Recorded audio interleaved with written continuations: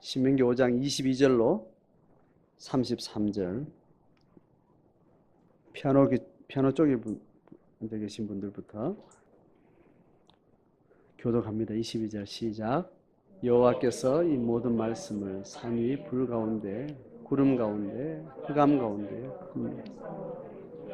신 후에 더 말씀하지 아니하시고 그것을 두 돌판에 써서 내게 주셨느니라.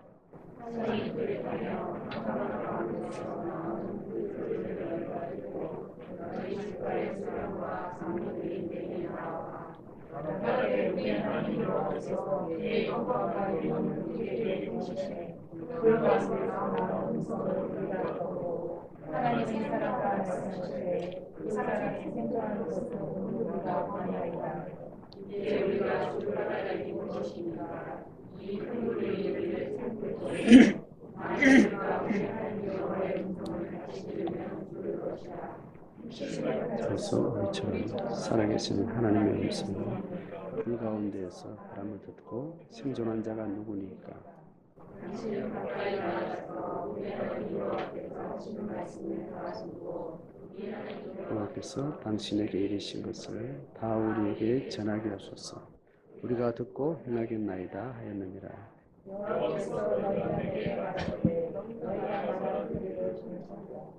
여호와께서 내게 이르시되 이 백성이 내게 말하는 그 말씀을 내가 들은즉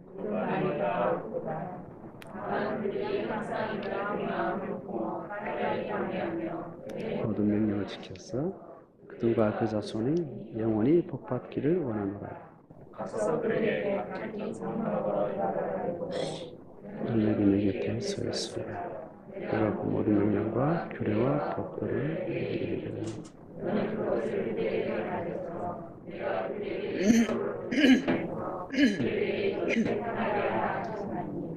그런즉 너희 하나님 여호와께서 너에게 명령하신 대로 좌로나 우로나 치우치지 말고 같이 읽습니다. 너희 하나님 여호와께서 너에게 명령하신 모든 도를 행하라. 이러면 너희가 살 것이요 복이 너희에게 있을 것이며 너희가 차지한 땅에서 너희의 날이 길리라. 아멘. 5장 21절까지가 십계명 내용이죠. 십계명을 출애굽기 20장에서 실시간 사건으로서는 출애굽 20장에서 이제 십계명을 줬습니다. 그 십계명의 내용을 신명기 모세 설교에서 이제 민수기 사건들을 쭉 읊으면서 모세 설교로 재반복하게 되는 거죠. 그 두 본문을 가지고 십계명을 두 가지 축으로 이제 살펴봤고, 이 십계명을 받고 난 이후에 오늘 이야기는 십계명을 풀어주시는 그 하나님의 그 신현 경험을 이스라엘 백성 공동체 전체가 한 거예요. 총회라는 것은 이스라엘 백성 모두가 한꺼번에 한 사람도 예외 없이 같은 현상을 목격한 겁니다. 같은 현상을 목격하고 청각적인, 시각적인 또 언어적인 그 내용들을 똑같이 들은 겁니다. 그 결과로 십계명을 이제 두 돌판에 써서 이제 받았어요. 이제 그 일단의 하나님의 신현의 경험을 공동체 전체가 체험을 하고 나서 이제 이야기예요. 제가 22절 보면 여호와께서 이 모든 말씀, 십계명이 핵심이 되겠죠, 그죠? 십계명과 관계된 율법 전체일 수도 있고, 어쨌든 가장 중요한 십계명을 받는 그 내용을 어떻게 받았는가 하면 상상을 해보세요. 시각적인 어떤 그런 내용을 설명해줘요. 산 위에, 불 가운데, 그리고 또 구름 가운데, 또 흑암 가운데 있었다. 그러니까 이제 흑암은 밤에 창공을 생각하시면 될 것 같고, 그리고 불은 밤에 산불 난 걸 여러분 기억하십니까? 우리가 알고 있는 이미지로 밤에 산불 나면 하늘은 흑암이죠. 그리고 불은 있는데 산 위라 그러니까 그야말로 산불입니다. 그런데 뭐가 또 있었어요? 구름도 보였다는 거예요. 그러니까 산에 불이 있었으면 그 산 불로 인해서 약간 위에 구름의 층층이 보였다는 겁니다. 구름 이후로는 그야말로 창공이 검게 흑암이 가득 찬 가운데 제가 어떤 희미한 기억인데 모세의 스토리를 영화로 이렇게 본 몇 장면이 어떤 이런 게 있었던 것 같아요. 아주 그야말로 지금 제가 설명한 대로 밤에 큰 산불 난 것 같은 그런 이미지로 묘사를 했더라고요. 지금 오늘 내용은 그냥 그래요. 그 가운데 뭐가 있었습니까? 큰 음성이 있었다 그랬습니다. 큰 음성은 이 시각적인 그 웅장한 어떤 그런 이미지 속에는 거의 천둥과 같은 어떤 소리가 아니었겠는가 이렇게 이제 우리가 생각을 할 수 있습니다. 그리고 23절에 한번 보세요. 산이 불에 타며 캄캄한 가운데에서 나오는 그 소리를 들었다 그랬습니다. 자, 위에 거하고 다 일치가 되죠, 그죠? 자, 그렇게 음성으로 이르신 후에 22절 하반절입니다. 더 말씀하지 아니하시고 두 돌판에 써서 주셨다는 겁니다. 자, 이 표현을 보면 하나님이 총회 전체를 대상으로 그들이 다 청각적, 시각적 사실 경험을 할 수 있는 것은 아마 십계명을 전달할 때 이랬을 것 같다. 그러니까 우리가 이제 판단을 할 수 있고 오늘 이후에는 그 사건이 일단 일단락이 이제 일단 하나의 사건으로 끝이 났어요. 끝이 나고 난 다음에 이스라엘 백성들이 이제 그 경험을 한 그 느낌을 가지고 모세에게 이렇게 요청을 하는 이야기입니다. 누가 나오는 거 그 지파의 12지파의 수령 그리고 공동체 전체의 영적 연배 이렇게 장로급에 해당하는 지도력들이 다 모이게 된 겁니다. 모여가지고 이제 모세에게 요청하는 거예요. 그게 24절부터 말하되 해서 27절까지예요. 핵심이 뭡니까? 자, 읽어봅니다. 우리 하나님 여호와께서 그의 영광과 위엄을 우리에게 보이셨다. 자, 이거를 이 사람들은 신체험으로 하나님의 영광이다. 하나님의 위엄이라고 이렇게 느꼈다는 겁니다. 자, 그것이 어떻게 불 가운데서 나오는 음성을 들었다. 위에 말하고 똑같죠? 그리고 하나님이 사람과 말씀하시되 그 사람이 생존하는 것을 오늘 우리가 보았나이다. 자, 이 말은 이제 뒤에 말과 이어지는데 그 하나님의 신현이 어떤 느낌을 줬냐 하면 그 신현을 인간의 입장에서 그거를 대면하게 되면 인간이 살아있을 수 없을 정도로 하나님의 그 영광과 위엄에 대한 이거는 이제 시각적인 게 아니고 이 느낌이죠. 그것이 전체가 시각과 청각적인 어떤 체험이 주는 어떤 그 하나님의 영광과 위엄이 인간의 실존과 도저히 상존할 수 없는 너무나 큰 신비한 체험이기도 하고 너무 위험 있고 영광스러운 그 어떤 체험이어서 인간의 생명이 계속 이어갈 수 없을 것 같은 그런 압도적인 경험을 한 거예요. 자, 이해됩니까? 자, 그렇게 해서 그 사람이 생존하는 것을 오늘 우리가 봤다는 거예요. 느낌 바로는 생존할 수 없을 것 같은 그 느낌을 받았는데 죽지 않을까 그런 두려움도 같이 느꼈는데 그 사건이 끝났는데 우리가 죽지 않았다는 게 이상하고 믿겨지지 않을 정도로 이제 그런 표현인 겁니다. 그래서 25절 봅니다. 이제 우리가 죽을 까닭이면 다시 한번 이 경험이 있으면 죽을 것 같다는 거예요. 이 큰 불이 우리를 불이 삼킬 것 같고 또 음성을 들으면 죽을 것이라는 거예요.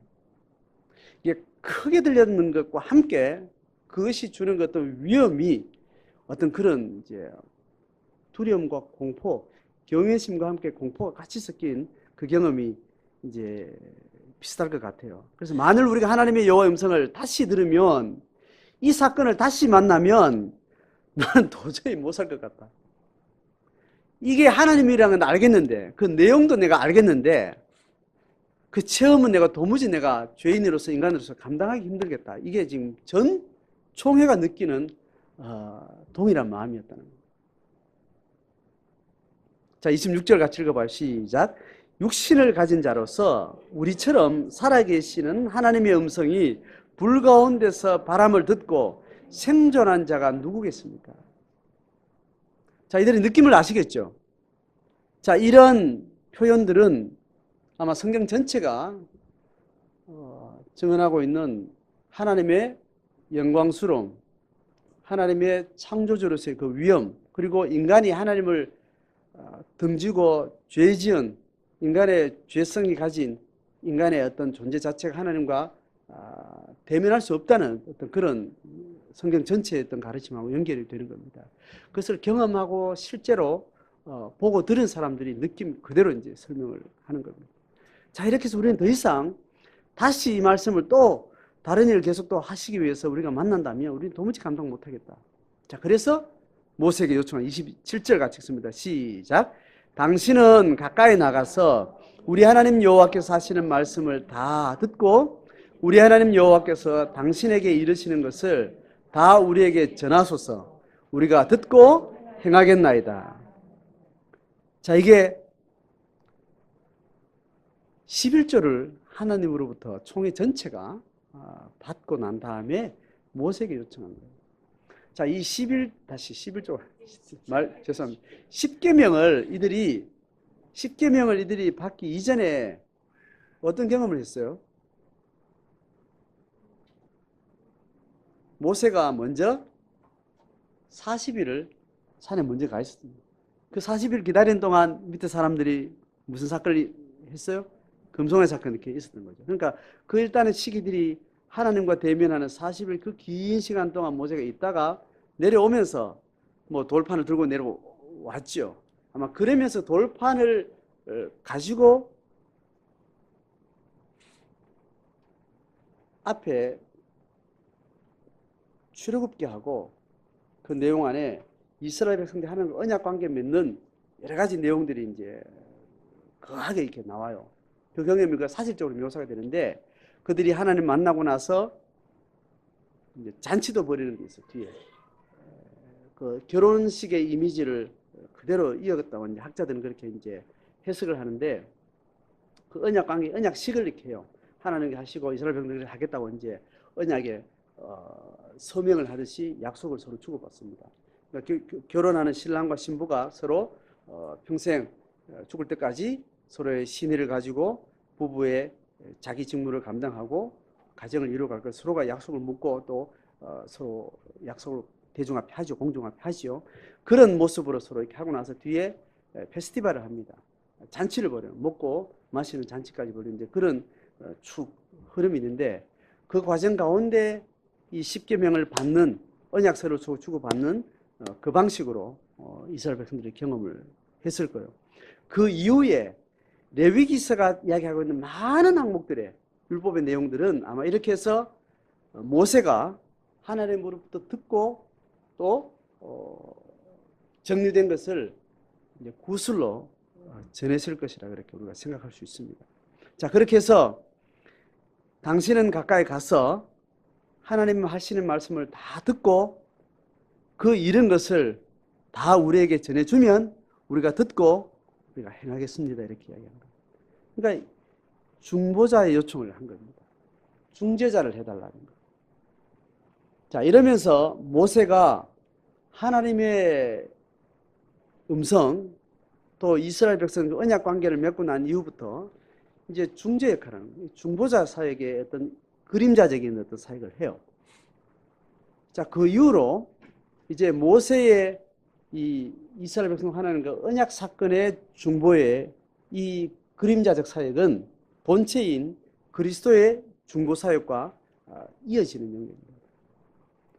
그렇게 해서 이 사람들이 이 백성들이 하나님 앞에 계속 그 신년을 경험했던 그 내용들을 뭐로 요약하는가 하면 지금 22절부터 26절까지 그 사건을 진술하고 있는 모세의 언어와 그리고 그 수령들이 말하는 그 내용까지 쭉 들으면 어떤 말이 계속 반복되는가 하면 22절에 이 모든 말씀 그리고 22절 하반절에 큰 음성 23절에 캄캄한 가운데 나는 그 소리, 그리고 24절에 음성을 우리가 들었고 하나님과 말씀하시고, 또 25절 하반절에 여호와의 음성을 다시 들으면, 그리고 26절에 하나님의 음성의 불가운데 바람을 듣고, 계속 하나님의 음성에 대한 이야기예요.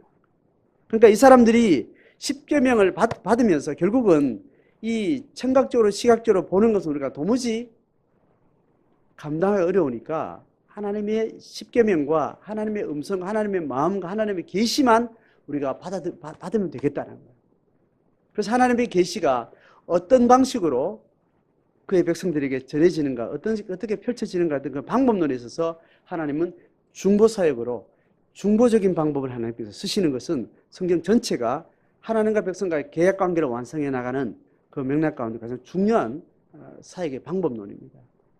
자, 그렇게 해서 이스라엘 백성들 하나님의 음성은 긍정하면서 하나님을 직접 뵙는 것은 우리가 감당하기 어렵다. 이제 이 고백으로 하나님의 구속 역사에, 특히 하나님의 경륜 사역에 있어서 중보 사역은 굉장히 중요한 어떤 사역론이 됩니다. 그래서 오늘날 교회론과도 연결되는 아주 중요한 일들이 되는 거죠. 그렇게 해서 말씀을 듣고 우리에게 전하면 우리는 결과적으로 계약관계의 완성인 듣고 실행하고 살아내고 경건의 백성으로 우리가 살겠다. 자, 이야기를 하니까 28절 봅니다. 여호와께서 너희가 내게 말할 때 이 말을 하나님이 들은 겁니다. 그래서 여호와께서 모세에게 이제 하는 말이에요. 이제 평가를 하는데, 이 백성이 내게 말하는 그 말을 내가 들은즉 그 말이 옳도다. 자, 29절 다만 같이 읽습니다. 시작. 그들이 항상 이 같은 마음을 품어 나를 경외하며 내 모든 명령을 지켜서 그들과 그 자손이 영원히 복받기를 원하노라. 자, 29절에 다만, 이 말은 하나님이 모세를 만나든지 백성을 만나든지 하나님이 계시의 목적이 뭔지를 이야기를 하는 거예요. 계시의 방법은 여러 가지 방식이 있지만 계시의 목적은 하나인 겁니다. 계시의 방법이 1경륜의 방법이 있고 2경륜의 방법이 있고 3경륜의 방법이, 그 경륜의 발전에 따라서 계시의 방법은 질적으로 다른 차원들을 가지고 가지만 목적은 뭐예요? 하나님이 참 하나님 되고 마음으로 경외하고 명령을 지켜 그의 백성들이 복받기를 원하는 거예요. 그 복은 토브라 그랬죠. 좋다는 것을 맥락에 따라서 좋다라고 형용사로 표현하지만 명사를 표현하면 우리 언어로는 복이라는 말이 되는 거예요. 그래서 그 복은 결국은 히브리어 원어의 그 언어의 연결성으로는 창조의 하나님이 모든 피조물이 좋았더라, 좋았더라, 복되도다, 복되도다, 이 이야기와 연결되는 거예요. 그러니까 하나님의 구속 역사는 재창조의 DNA를 회복하는 거라고 말씀드렸습니다. 그래서 우리에게 참된 복이라는 것은 하나님을 떠난 이후에 만들어진 인간의 개념에서 복이 아닙니다. 하나님을 떠나기 이전에 하나님의 언어로 말했던 그 창조 세계의 복을 이야기하는 거예요. 하나님 보시기에 주었다는 그 복을 우리에게 다시 재구성하려고 하는 것이 구속 역사의 목적인 거예요. 그래서 하나님의 음성이 전해지고 계시가 펼쳐질 때 그 방법은 어떠한 방식이든지 하나님께서 정하시지만 그의 목적은 다만 유일하게 오로지 내가 원하는 것은 이것이 너희에게 복이 되기 원한다. 어떻게 해요? 마음으로 나를 경외해서 이 모든 명령을 삶으로 지켜내서 하나님의 창조가 회복되기를 원한다는 거예요. 자, 이것이 오늘 구약 시대의 이스라엘 백성들에게 향한 하나님의 계시의 목적이기도 하고, 오늘날 삼경륜 시대에 그것을 완성해 나가는 하나님의 구속 역사의 마지막 단계, 이 시대의 교회와 제자들을 향한 하나님의 계시의 목적이기도 한 거예요. 자, 그렇게 해서 그 계시의 목적은 끊임없이 하나님 앞에 말씀으로 반복되어지는데 경륜의 어떤 질적인 변화를 따라서 우리에게 다양한 모습으로 나타나는데 오늘 중보 사역에 대한 이야기를 하고 있는 거예요. 자, 그래서 하나님이 이제 모세에게 이야기를 합니다. 백성들이 먼저 요청했고 하나님이 이를 받아들여서 하나님의 목적에 부합하다면 그 중보를 내가 그렇게 받아들이겠다 해서 30절 가서 그들에게 각기 장막으로 돌아가라 그렇게 말하라 그렇게 이르고 너는 31절 갖겠습니다. 시작. 너는 여기 내 곁에 서 있으라. 내가 모든 명령과 규례 법도를 너에게 이르리니 너는 그것을 그들에게 가르쳐서 내가 그들에게 기업으로 주는 땅에서 그들에게 이것을 행하게 하라. 자, 이 중보가, 이 그림자적 중보가 본체는 뭐라고요? 그리스도와 성령이 되는 거예요. 그러니까 이 중보는 제사장 사역이기도 하고 선지자 사역이기도 한 모세가 이후에 이스라엘 역사 가운데 기름 부음 받은 자, 그렇게 세워진 왕과 제사장과 선지자가 이 중보적인 역할들을 그렇게 감당하는 기름 부음의 직임이 되는 거예요. 그래서 그 기름 부음 받은 자의 본체인 그리스도가 기름 부음 받은 자라고 하는 헬라어의 그리스도, 히브리어의 메시아, 그 본체신 그리스도가 결국 기름 부은 자의 사역을 완성을 하게 되는 겁니다. 자, 그리고 그리스도께서 그 사역을 하고 난 다음에 삼경륜 시대에 하나님의 추수 때의 추수를 다 완성하는 그 마지막 중보는 누구예요? 두 번째 중보자, 또 다른 보혜사, 또 다른 중보자, 성령이 영으로 그렇게 또 보내짐을 받게 되는 겁니다. 자, 오늘 교회는 이 중보 사역에 계속 이어지는 연장선에서 우리가 하나님 앞에 중보 사역도 우리가 주목을 해야 됩니다. 하나님의 음성이 오늘날 교회와 성도들에게 어떻게 전해져서 어떻게 토부의 삶을 사는가, 복의 삶을 사는가 하면 그 과정이 뭐예요? 방법이 뭐예요? 중보제는. 그래서 우리가 중보를 알아야 돼요. 중보를 알지 못하면 하나님의 계시도, 중보를 건너지 않으면 계시도 이 땅에 임할 수 없고, 임하지 않는 계시는 이 땅에 토부로서 하나님의 복으로서 하나님의 백성들에게 들어올 수가 없는 겁니다. 그러니까 교회의 생명은 그리스도인 중보에 달려있고 삼경륜의 생명은 그 하나님의 음성이 어떻게 중보적으로 우리에게 전달되는가, 이게 너무 중요한 거예요. 교회가 어떻게 교회되는가는 결국 어디에? 중보에 달린 거예요. 오늘날 중보는 말씀한 대로 성령이 그리스도를 우리에게 비춰주시고 그리스도가 죄로 막힌 그 담을 허시고 하나님과 우리를 직접 생명으로 소통하게 만드는 겁니다. 자, 그래서 잘 읽어봅니다. 27절에 이야기하는 백성들이 요청했던 중보, 그리고 하나님이 모세에게 말했던 중보의 내용이 반복됩니다. 27절, 당신은 가까이 나아갔어. 그리고 31절에 너는 여기 내 곁에 서 있으라. 자, 하나님과 가까이 있는 겁니다. 중보는 하나님과 멀리 있는 자들 사이에 하나님과 더 가까이 있는 자가 하는 거예요.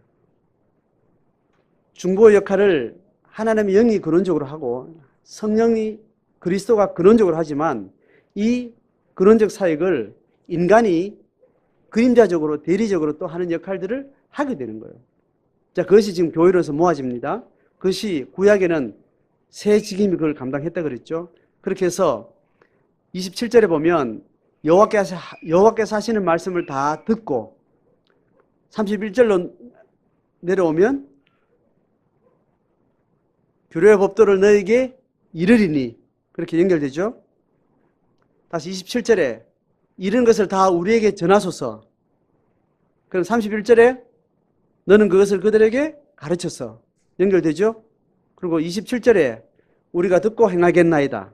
그러면 31절에 그들에게 이것을 행하게 하라. 이렇게 연결되는 거예요. 그리스도의 사역도 3년 동안 공생의 예수님의 가르침의 티칭과 프리칭의 사역은 이런 내용을 가지고 있습니다.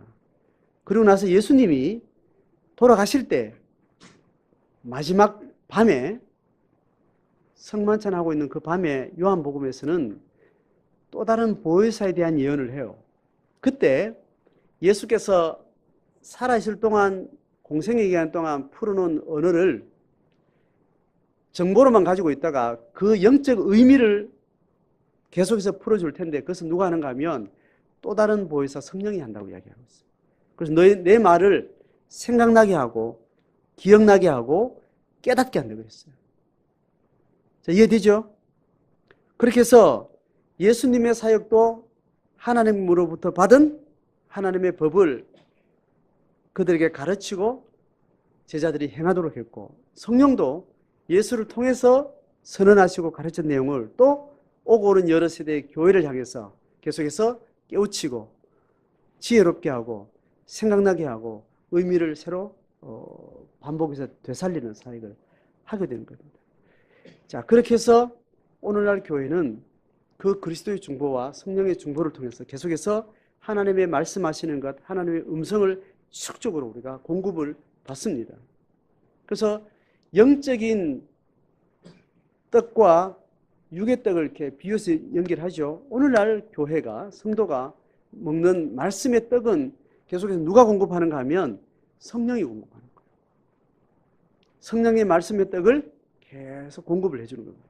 그 떡을 먹고 하나님의 음성을 계속 우리가 듣고 그것이 우리의 생명의 살과 피가 되어서 우리가 삶으로 하나님의 복의 삶을 살아가는 거예요. 자, 여기까지 정리가 되죠? 그것이 그 성령이 그렇게 한다는 걸 이해되는, 여러분, 성령이 어떻게 우리에게 전하는지 이게 이제 교회론과 관계되는 거예요. 자, 교회론에서 이 성령이 어떻게 우리에게 하나님의 뜻 전달을 해주시는가, 어떻게 하나님의 성령의 말씀을 우리의 삶의 일상 속에 매번 지혜롭게 하시고 때를 알게 하시고 하나님의 음성으로 우리가 하나님과 생명의 소통이 가능하게 하는가를 얘기를 해주는데, 그것은 성령이 어떻게 기능하는가를 그렇게 알아야 돼요. 이건 성령론과 이제 연결되는 겁니다. 최후의 중보자는 성령입니다. 그죠? 그 성령과 함께 중보에 함께 역할하는 교회의 관계 맺음이 성령 중보의 비밀이고 신비예요. 성령의 사역은 내주하시는 하나님의 성령에 대한 성령의 내주하시는 사역, 그리고 성령은 내주하면서 그 내주하는 성령이 내게 말씀하시는 방식으로 나를 비추잖아요. 자, 이걸 잘 아셔야 됩니다. 성령이 각각 내주하잖아요. 그죠? 내주하셔서 그리스도를 믿게 하고 받아들이고 영접하는 데까지 가는데, 내 일상을 말씀으로 비춰주시는 조명의 사역과 음성을 듣게 하는 사역은 내 안에 있는 성령이 나를 하지 않는다고요. 이 그림을 들어보셨죠? 천국에 가면 천국에 가 있는 사람들의 그림하고 지옥에 가 있는 사람들의 그림하고, 그래서 이제 사람들이 모여서 이제 뭐 밥을 먹는데 숟가락이 어떻다고요? 길다고 여기 있어요. 그래서 숟가락 길이가 지 숟가락으로 지 입에는 절대 못 먹게 돼 있다는 거예요. 그래서 천국 사람들은 이걸 떠가지고 남에게 먹이줄 줄 아는 거예요. 근데 지옥 간 사람들은 심보가 고약해가지고 내 숟가락이 남의 입에 들어가는 거 절대 못 보는 거예요. 죽을지언정 내 숟가락 내 입에 넣어야지 남의 입에는 못 넣는 거예요. 그러니까 계속해서 굶고 고통스러운데, 천국 백성들은 긴 숟가락 가지고 다 남을 서로 떠먹여주는 거예요. 그래서 천국이다, 지옥은 그래서 지옥이다, 그 이야기를 하는 것처럼 성령이 우리를 계속 하나님의 음성을 공급하실 때, 생명의 떡을 주실 때 그 떡은 지껏 지먹게 하지 않는다는 거예요. 지팔 지은들게 하지 않고 상대방의 음성을 들어 공급한다는 거예요. 성령이 내 안에 임재해 있는데, 각각의 존재가 임재해 있는데 그 성령이 그렇게 자가 공급으로 우리에게 주지 않는다는 거예요. 서로 섬기는 방식으로 서로 교환하게 합니다. 그래서 성령은 서로를 연결시키는 사역으로 우리에게 음성을 들려준다는 겁니다. 이해가 되시나요? 말씀을 들으면 혼자서 골방에서 말씀 들으면 깨닫게 하고 발견한 사역도, 그것도 불가능한 건 아니에요. 그렇게 해서 예수를 만나는 데까지는 가는데, 그 그리스도가 내 구세시 되는 데까지는 성령의 내주로서 충분히 하는데, 하나님이 의도하신 방법론은 뭐냐면, 내주하시는 성령이 나를 비춰주고 깨닫게 하시고 조명하시는 걸 못하는 게 아니라, 하나님이 하신 전략과 방법론은 뭐냐면 서로 해주기로 하는 방법이에요. 그래서 혼자 묵상하고 해도 충분히 또 잘할 수 있어요. 그런데 하나님의 교회는 그런 식으로 각개전투로는 하나님 일하지 않겠다고 약속하신 거예요. 그래서 지체의 삶을 내가 말씀의 조명을 따라서 내 안에 내주하신 성령을 통해서 지체의 삶을 목양하게 한 거예요. 그래서 베드로 보고 네가 내 양을 먹여달라고 이야기해요. 그 예수는 각자 그리스도를 고백한 성도들에게 뭘 맡긴가요? 내 양떼를 맡긴 거예요. 그거는 선택적인가요? 필수적인가요? 필수예요. 은혜는 필수고 은사는 선택이라 이 말 알죠? 말씀 전하는 은사는 모두에게 있잖아요. 그러나 말씀을 깨닫는 은혜는 모두에게 있습니다. 그러니까 하나님이 베드로를 통해서 우리에게 조명하시는 건 뭐냐면 모든 그리스도 백성들이 하나님을 사랑하는 그 고백이 있고 난 다음에는 그들에게 뭘 맡겼는가 하면 또 다른 양들을 맡겼다는 거예요. 그 양은 타자라는 이유로 모두가 양인 거예요. 그 사람이 나를 전도했든지 나를 가르쳤든 상관없이 어떤 먼저 믿어서 더 은혜의 분량이 많거나 은사가 더 탁월해서 더 많은 것을 내가 공급하는 것들이 있다 하더라도 기본적인 목양은 반드시 타자를 통해서 하는 방식을 하나님 하신 거예요. 그래서 성령은 코이노니아를 통해서 존재하시는 거예요. 성령의 내주는 내주한 다른 사람에게 흘러갈 때 그게 성령의 사역이 완성되는 거예요. 그 신앙생활은 반드시 또 다른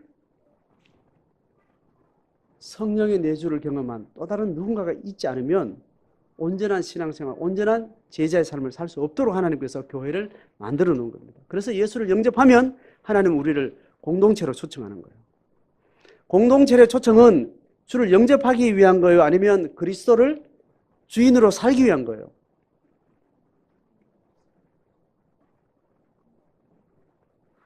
내가 어떻게 질문했어요? 앞에.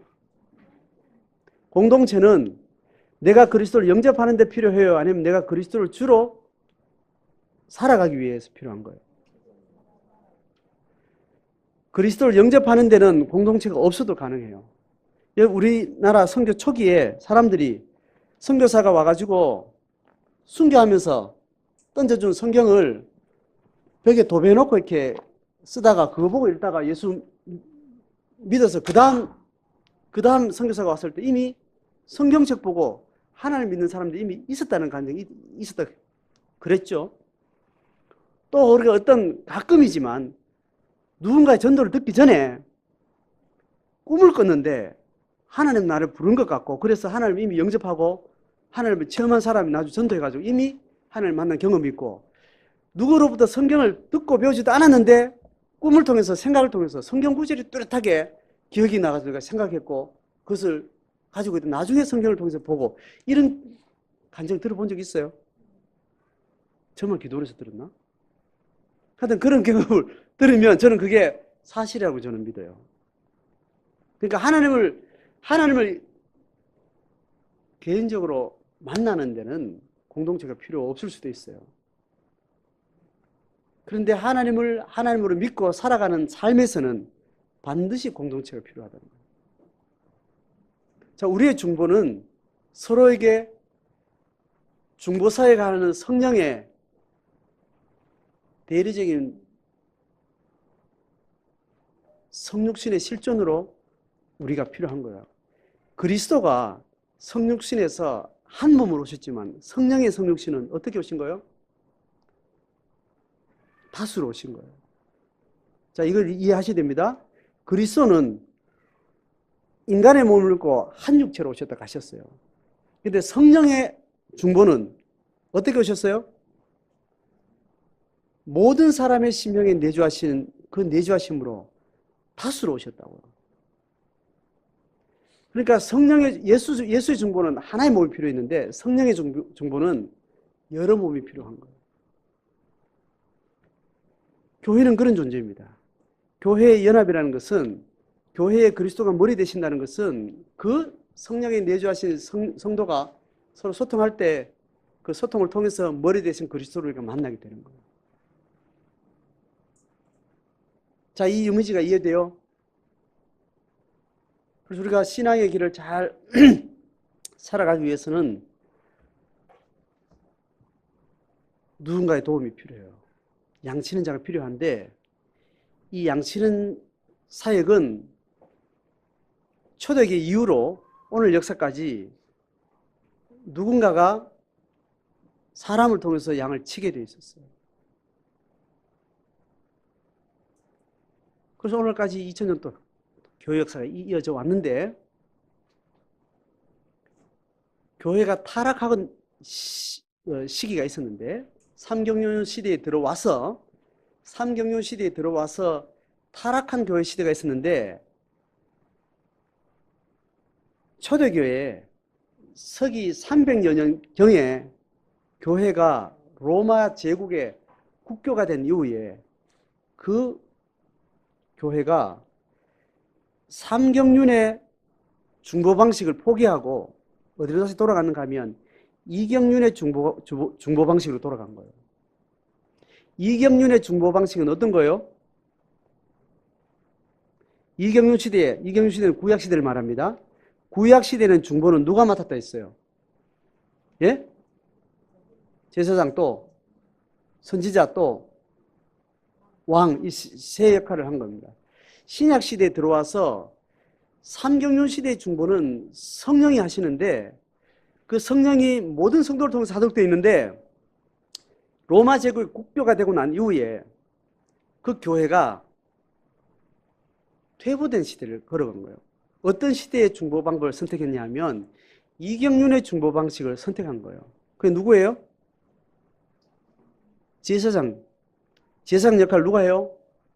신부가 하기로 결정한 거예요. 자, 이해됩니까? 사제주의로 다시 넘어간 거예요. 이경륜 시대에 이미 첫 번째 중보와 두 번째 중보자 성령이 왔음에도 불구하고 그 성령이 중보하는 방식을 다시 예수가 오기 이전의 방식으로 다시 되돌아간 게 캐톨릭 시대예요. 그러니까 베드로의 후예인 교황이 중심이 돼서 사제들만 중보사에게 권리와 특권을 가졌다고 그렇게 가르치기 시작한 거예요. 그 사제를 통해서 아니고는 아무것도 못하도록 구조를 만들어 놓은 거예요. 그 시대를 교회의 암흑시대라고 이야기하는 거예요.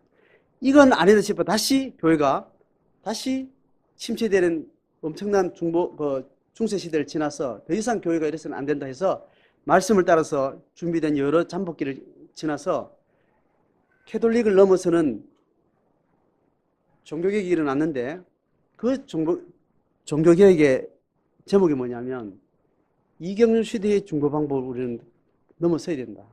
모든 성도가 중보자다. 이것을 다시 회복하려고 했던 겁니다. 그게 지금 오늘날 개신교예요. 그렇게 시작한 개신교 전통 500년 동안 교회가 생명력을 잃을 때마다 마음의 생명력을 잃으면 인간은 우상으로 돌아가는데 우상은 뭐예요? 우상의 핵심 뭐예요? 형태로 돌아가는 거예요. 마음과 몸이 일치된 한 마음으로 죽게 들어가는 이 경건의 능력을 상실하면 우리는 결국 뭘 붙들어요? 형태를 붙들어요. 형태를 붙들기 시작하면서 이경륜 씨도 다시 백을 하는 거예요. 그게 누구예요? 다시 고정적인 누구를 좀 정해서 가고 싶은 거예요. 아무나 하니까 다 생명력이 없는 거예요. 다 하니까 개나 소나 그냥 다 하니까 생명력이 아니니까 하나 정해놓고 믿을 만한 한 존재를 정해놓고 고정적으로 거기서 그 단물을 빨아먹자 이렇게 들어가는 것이 다시 사제주의 방식으로 돌아가는 게 풀타임 사역자를 둔 개신교의 목사제도예요. 자, 교회사의 맥락과 성경신학적 맥락 여러분 이해가 되시겠죠? 그죠? 지금 우리 개신교가 가지고 있는 많은 정치제도, 교회의 본질, 성경이 말하는 액면 그대로의 계시의 내용 외에 만들어진 모든 종교의 법제도들은 다 이경륜 시대로 돌아가려고 하는 그 성향으로 만들어진 거예요. 그래서 교회는 근본적으로 제도나 법이 필요 없는 존재예요. 제도의 법이 방편적으로 필요한데 그 방편적인 제도의 법을 성령과 보이지 않는 하나님의 경륜이 빠져버리면 그것이 남아가지고 성령을 대신하고 그리스도를 대신하고 중보를 대신하는 거예요. 그러니까 항상 제도나 법은 방편적이 되는데 그게 주인 노릇을 하게 되는 겁니다. 목사의 제도는 방편적이에요. 그런데 오늘날 이게 주인 노릇하는 거예요. 목사를 통해서 복음 듣고, 목사를 통해서 세례받고, 목사를 통해서 축복받고, 이걸 다 이렇게 하고 있는 것이 다 오늘날 개신교 교파가 하고 있는 잘못된 성경을 벗어난 삼경년 시대를 퇴보한 퇴행적인 어떤 그런 종교 형태라는 겁니다. 그러면 오늘 다 목사도 없이 다 없애자. 그래야 돼요? 아니, 그걸 그 방편으로 쓰면 돼요. 방편으로. 목사도 목양하고, 그 다음에 성경이 가르친 대로 누구도 모든 성도가 목양을 하면 되는 거예요. 목사가 내만 해야 되는데 당신들 못해. 이 짓을 하면 안 된다는 거예요. 그런데 대부분 성도들은 한국교회는 그렇게 오리엔테이션 되어 있고 또 실제로 그렇게 법으로 가둬놓고 있는 거예요. 그래서 교리만 다르지 하나님의 경륜의 방식으로는 가톨릭이나 개신교나 지금 별 차이가 없는 시대를 살고 있는 거예요. 우리가 회복해야 되는 것은 성경이 하나님의 경륜을 가장 중요한 중보사에게 본질을 회복해야 됩니다. 성도가 성도를 목양하지 않으면 안 돼요. 목사 혼자 목양하는 것은 반성경적이에요. 목사도 목양하고 성도도 목사를 목양하고 성도가 성도를 영적으로 돌보고 누구를 의지해서 내주하시는 성령, 내 안에 그 사역을 하겠다고 막 작심하고 들어오고 결코 떠나지 않는 그 성령과 본질체를 사역하는 거예요. 성령은 그거 하고 싶어 온 거예요. 나를 통해서 누군가를 목양하기 위해 성령이 내 속에 온 거예요. 내게 확신한 건 뭐냐면 네 천국 가는 건 내가 확신해 준다. 그런데 네가 제자로 살아가는 거는 내가 안 한다. 다른 지체 속에 있는 성령이 할 거다. 이렇게 하나님 우리가 약속하신 거예요. 그래서 지체와 함께 서로 목양의 소명대로 만나셔야 돼요. 안식일의 원리대로 만나셔야 된다고. 안식일의 원리가 뭐예요? 노동으로 생존만 목적해라. 노동으로 너의 탐욕을 채우려고 하지 마라. 그런데 성도들끼리 자기 탐욕을 주고받는 방식으로 교제를 해요. 성도가 서로 만나가지고 이익을 위해서, 이 땅의 경쟁을 위해서, 이 땅에서 인간적으로 잘 살기 위해서 서로가 좋은 것을 주고받으면서 그 안에 종교성까지도 이 세상에서 경쟁하기 위한 어떤 도구로 서로 그렇게 만나는 경우, 이거를 우상숭배라고 이야기를 해요. 그런데 이것은 영적으로 분별하지 아주 예민하게 껴있지 않으면 절대 분별이 안 됩니다. 어제 만났던 성도가 내하고 서로 목양을 했던 사이인데 오늘 만나서 목양만 한다는 보장이 있어요, 없어요? 없어요. 사단은 어떻게 나타나요? 무슨 탈을 쓰고 와요? 천사 얼굴을 하고 온다고. 사탄의 전문이 뭐라고요? 전공이? 거짓말이에요. 속이는 거예요. 어제 성도와 함께 성령의 소통을, 성령의 교통으로 서로 목양했던 안식일을 지키는 삶을 살도록 서로가 서로를 돌봤던 관계가 오늘 다시 만났을 때 그것만 한다는 보장이 없어요. 끼어 있어야 되는 거예요. 자기를 처복종하고 자기를 부인하지 않으면 서로 자아를, 서로 자기의 죄성을 서로 부추기는 역할들을 하게 됩니다. 서로 자기 욕망을 서로 충족시키는 거래를 하게 되는 거예요. 오늘 중보에 대해서 성경 전체의 맥락을 전혀 살펴봤습니다. 오늘 성령이 오늘 교회에 어떻게 임재하시는가. 공동체 가운데 임하시는 성령은 반드시 정체해 있지 않고 계속 움직이게 되어 있습니다. 정체해 있는 방식은 개인의 임재 속에 다 그것으로 끝이 났어요. 교회 공동체 안에 존재하는 방식은 성령은 가만히 있는 존재가 아니에요. 은사적으로 서로 계속 흘러갈 때 성령이 임재가 성령의 임재는 곧 그리스도의 임재는 곧 하나님의 주권의 임재와 동일시가 되는 겁니다. 오늘 교회가 하나님의 임재 가운데 있는가는 성령이 서로에게 서로의 경건을 목적으로 목양하고 있는지, 서로 코인원회하고 있는지, 그것을 우리가 볼 수 있어야 됩니다. 셀은 이걸 하려고 합니다. 오늘 이런 예배는 2경륜 폼이에요? 3경륜 폼이에요?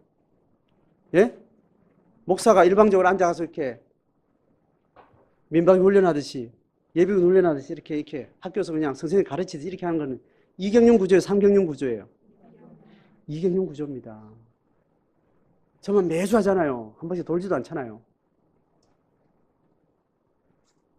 둘러 앉아서 다 자기가 깨닫고 자기가 묵상한 어느 말씀을 나누고, 그 말씀을 받을 만한 자기 삶이 되는 서로 자기 삶을 고백하고, 자기가 있는 자기 죄를 고백하고 자기 부인하고, 그래서 우리는 점점 축소되고 우리 안에 성령은 점점 확장되고, 이런 언어의 소통, 느낌, 삶을 나누는 이게 삼경륜 시대의 하나님의 중보 방식이에요. 그러니까 예배에 참석해야 되고 셀 모임 해야 되면 두 군데 하나이 되면 뭘 해야 되는 거예요?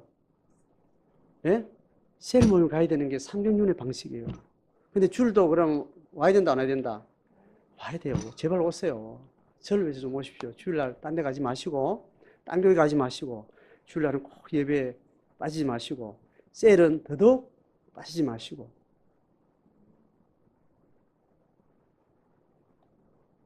자, 9월 새학기 시작하면서 우리 섬기는 교회는 성경이 말하는 가르침과 계시를 구체화시키는, 적극적으로, 급진적으로, 철저하게 우리는 그렇게 순종하는 길을 가야 되겠습니다. 내가 준비 안 됐으면 하나님 앞에 고백하고, 내가 아직 준비가 안 됐습니다. 기도하고 열심히 따라가겠습니다. 이렇게 하셔야 돼요. 왜 먼저 가냐고. 왜 먼저 가냐고 날 두고. 이렇게 하시면 안 돼요. 먼저 가실 분 먼저 가시고, 내가 열심히 뒤따라가겠습니다. 이런 마음이 필요합니다. 그리고 오늘 모세의 중보가 오늘날 성령시대에 완성된 교회의 중보사역에 활성화된 사역으로 그렇게 우리 가운데 경험되어지고, 우리 안에 하나님의 음성을 듣고 실행하겠다는 이 고백이 산 증거가 되는 삶을 사는 은혜가 있기를 주의 이름으로 축복합니다.